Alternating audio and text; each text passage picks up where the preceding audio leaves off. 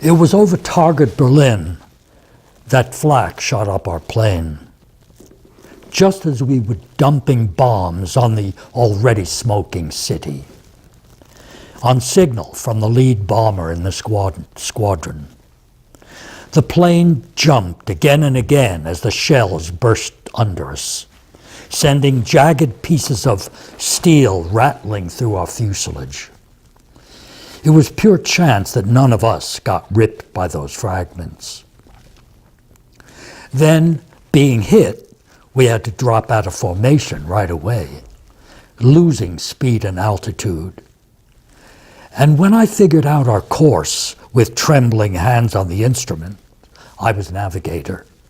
We set out on the long trip home to England, alone, with 2 of our 4 engines gone, and gas streaming out of holes in the wing tanks. That morning at briefing, we had been warned not to go to nearby Poland, partly liberated then by the Russians.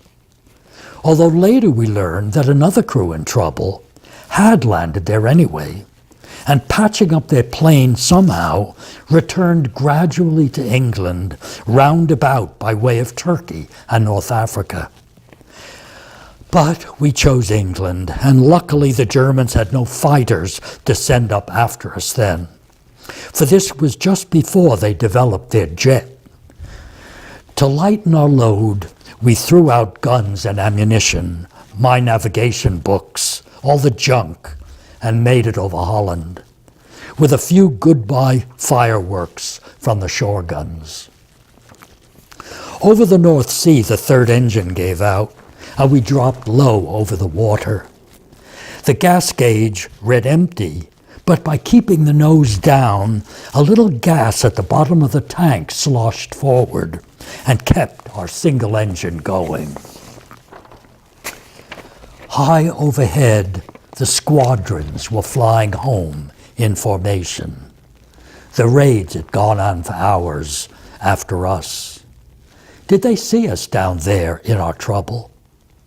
We radioed our final position for help to come, but had no idea if anyone happened to be tuned in and heard us. And we crouched together on the floor, knees drawn up and head down in regulation position for ditching. Listened as the working engine stopped. A terrible silence. And we went down into the sea with a crash, just like hitting a brick wall. Jarring bones, teeth, eyeballs, panicky.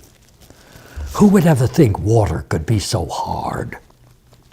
You black out and then come to with water rushing in like a sinking ship movie.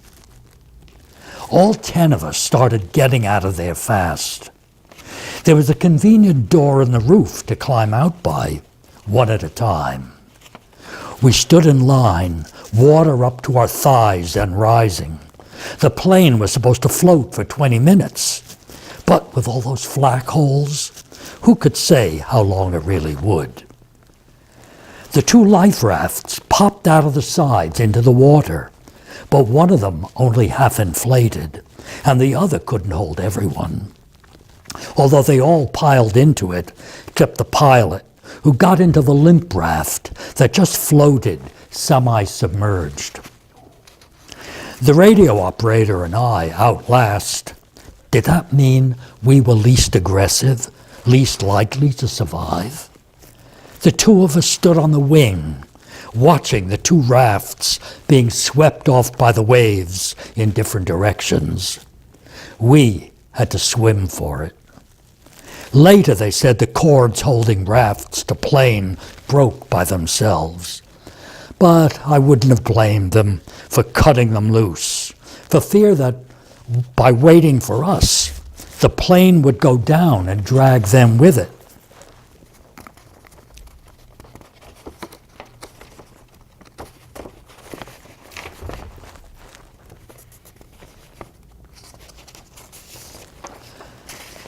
I headed for the overcrowded good raft, and after a clumsy swim in soaked, heavy flying clothes, got there and hung onto the side.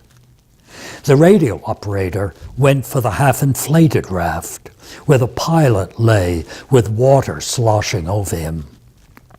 But he couldn't swim, even with his life vest on.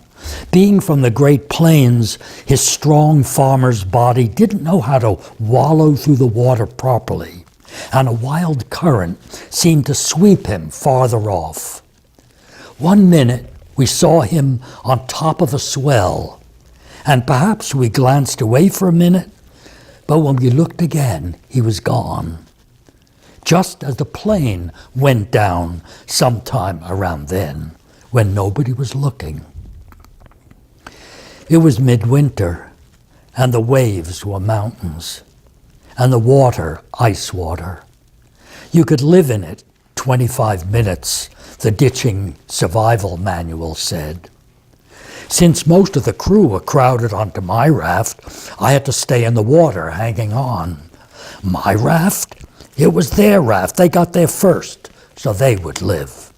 25 minutes I had. Live, live, I said to myself. You've got to live. There looked like plenty of room on the raft from where I was, and I said so.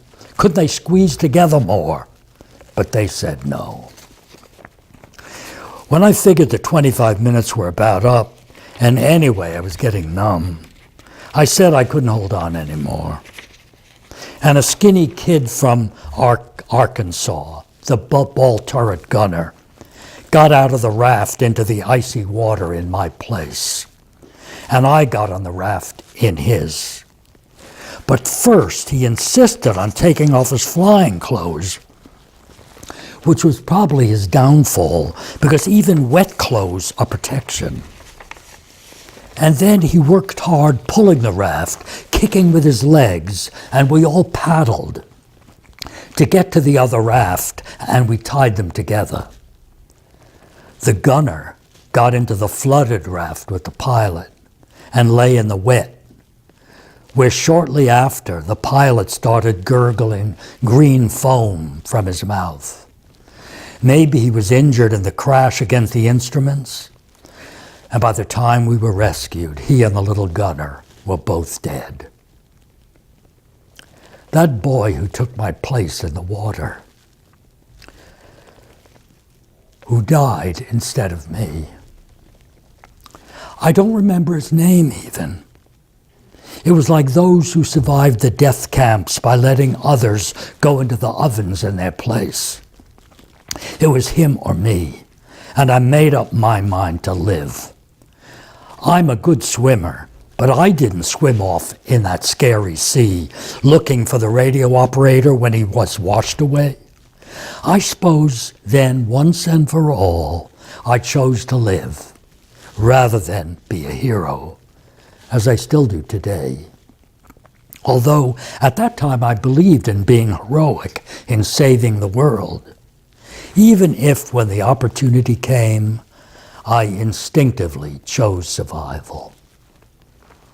As evening fell, the waves calmed down, and we spotted a boat far off and signaled with a flare gun, hoping it was English, not German. The only two who cried on being found were me and a boy from Boston, another gunner. The rest of the crew kept straight faces. It was a British air-sea rescue boat.